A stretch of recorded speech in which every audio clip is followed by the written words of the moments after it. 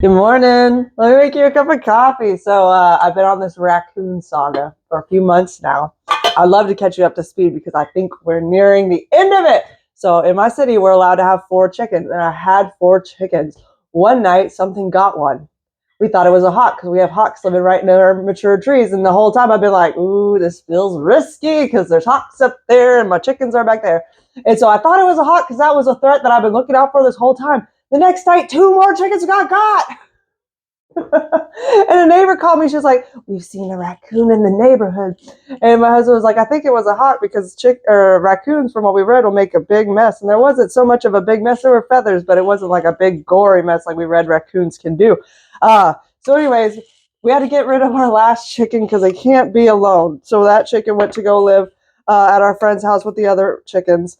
And so we had a bare yard for forever. But finally, I was like, I'm going to buy some chickens because I've been waiting for chicks. But I found a lady with mature chickens, laying hens, and she was selling them. And so I bought some. Bought 4 because that's how many I could have. The first night, something got in their coop, opened up their coop, got it, and took off with it.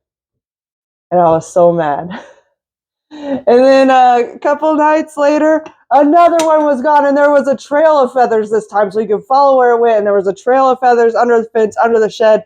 This ain't no hawk. This is that raccoon my neighbor was talking about.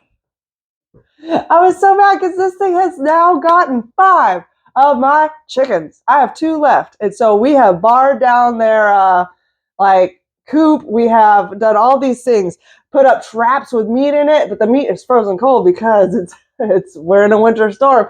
But we haven't seen the raccoon or evidence of it for a while until last night.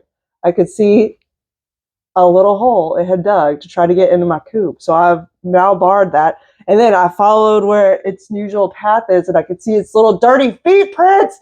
But can I tell you why I'm so excited? I believe we will trap this raccoon. I don't think it will get another one of my chickens because my husband did a great job barricading our coop.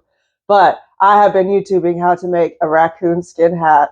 I'm going to wear that thing with pride. This thing has gotten 5 of my chickens, and a raccoon skin hat looks pretty cute. So I'm looking forward to it. I think the moral of the story is that yes, if you have chickens, predators will like them. But it makes your life more exciting.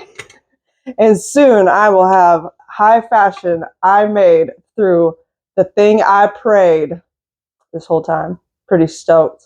It's gonna get in my traps. It's gonna get in my traps. I'm believing in it. Seriously, do not let the fear of chickens prevent you from trying.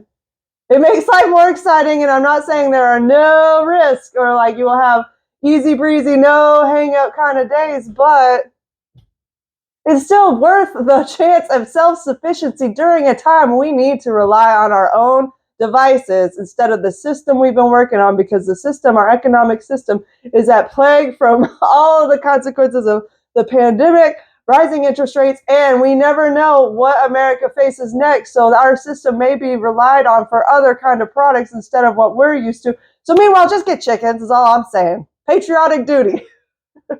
I love you. We got this. Let's go.